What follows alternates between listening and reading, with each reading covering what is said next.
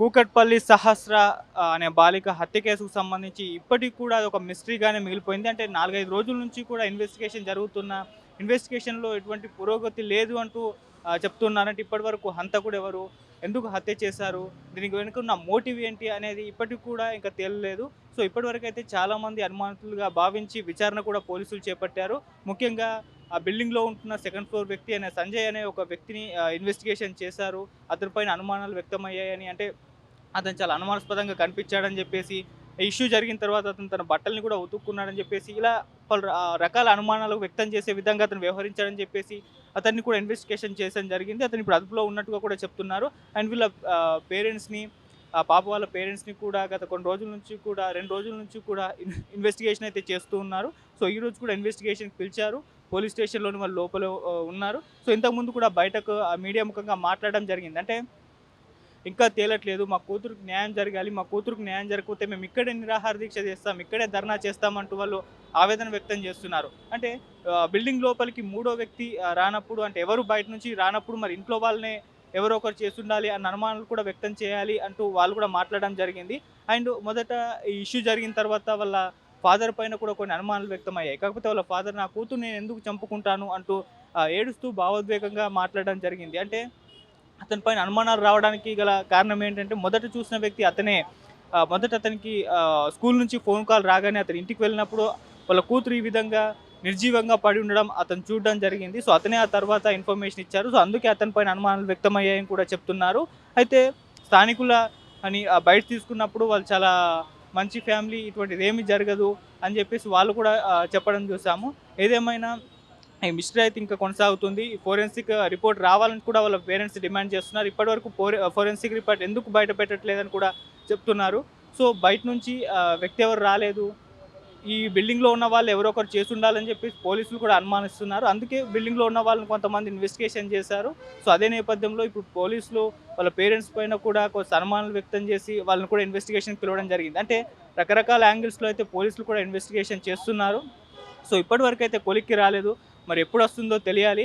ఒక ఒక రకంగా అంటే ఈ స్థాయిలో ఆ బాలిక పైన అంటే 20 గాయాలైనాయని చెప్తున్నారు. ముఖ్యంగా మెడపైన 15 గాయాలు, పొట్టపైన 5 గాయాలైనట్టుగా చెప్తున్నారు. మరి ఇంత గాయాలు చేసిన ఒక చిన్న వెపన్ కూడా దొరకలేదక్కడ. అసలు ఎటువంటి ఆధారాలు లేవు. అక్కడ సీసీ కెమెరా కూడా నియర్‌లో లేదు. అందుకే ఇదంతా కూడా ఒక ఛాలెంజ్‌గా మారిపోయింది. ఒక డౌటింగ్ టాస్క్‌గా మారిపోయింది పోలీసులకని చెప్తున్నారు. అంటే ఈ స్థాయిలో అక్కడ ఇటువంటి ఒక హత్య జరిగినప్పుడు కొన్నన్నా ఆధారాలు దొరుకుతాయి కదా! ఆ ఆధారాలని ఫోరెన్సిక్ పంపించినప్పుడు, లేకుంటే డాగ్ స్క్వాడ్స్ ఇటువంటి ఒక డెవలప్ అయిపోయింది.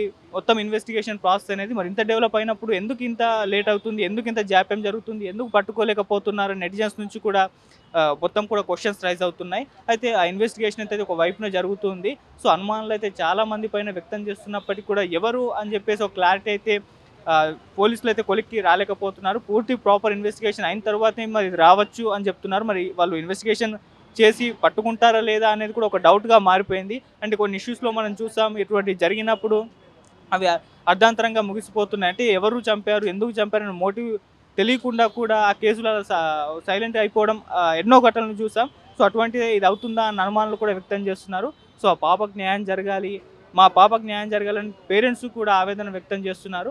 అయితే వాళ్ళపైన కూడా కొంత అనుమానాలు ఉండడం పోలీసులైతే సహజంగా చేస్తూ ఉంటారు. అన్ని యాంగిల్స్‌లో అందరిపైన అనుమానాలు వ్యక్తం చేసి, ఇన్వెస్టిగేషన్ చేసి ఎవరిపైన డౌట్స్ ఉంటాయో వాళ్ళని ఒక యాంగిల్‌లో ఇన్వెస్టిగేషన్ చేసి తేల్చిన ఘటనలు కూడా ఉన్నాయి. అందుకే ఇప్పుడు వాళ్ళని కూడా ఇది మూడోసారి అంటున్నారు ఇన్వెస్టిగేషన్‌కి పిలవడం. ఇప్పుడు కూడా పోలీస్ స్టేషన్‌లో, కూకట్పల్లి పోలీస్ స్టేషన్‌లోనే ఉన్నారు.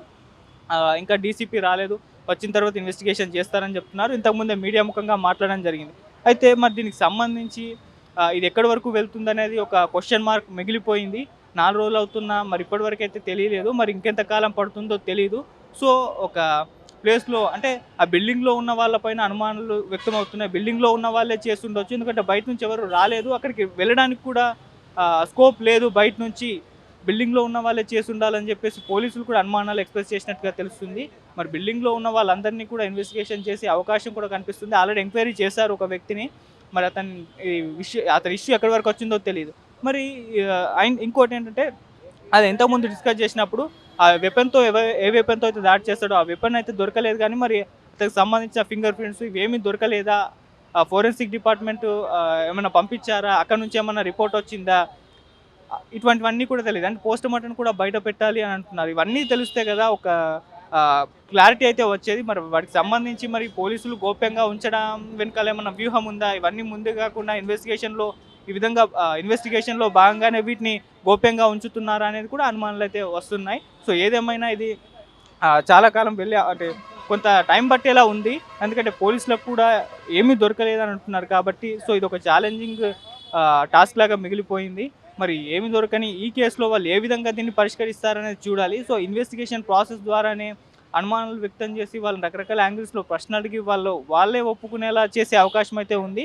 సో మరి చూద్దాం ఇన్వెస్టిగేషన్ ఎక్కడి వరకు వెళ్తుంది? వాళ్ళేం తేలుస్తారు? మరి వీళ్ళ పేరెంట్స్ ఏం చెప్తారు? సో ఇప్పుడు కూడా కూకట్పల్లి పోలీస్ స్టేషన్‌లో వాళ్ళు ఉన్నారు కాబట్టి ఇన్వెస్టిగేషన్ అయిన తర్వాత మరొకసారి వాళ్ళ పేరెంట్స్‌తో మాట్లాడి చూద్దాం. సో ఇంతకుముందు మాట్లాడినప్పుడు వాళ్ళు కాస్త ఆవేదన వ్యక్తం చేస్తున్నారు. మా కూతురికి న్యాయం జరగాలని. అండ్ మాకైతే ఇంకెవరి పైన అనుమానాలు లేవని కూడా చెప్తున్నారు. అంటే మొదట వాళ్ళు ఎవరో మహిళ పైన అనుమానం ఉందని చెప్పేసి వాళ్ళ ఫాదర్ చెప్పారు.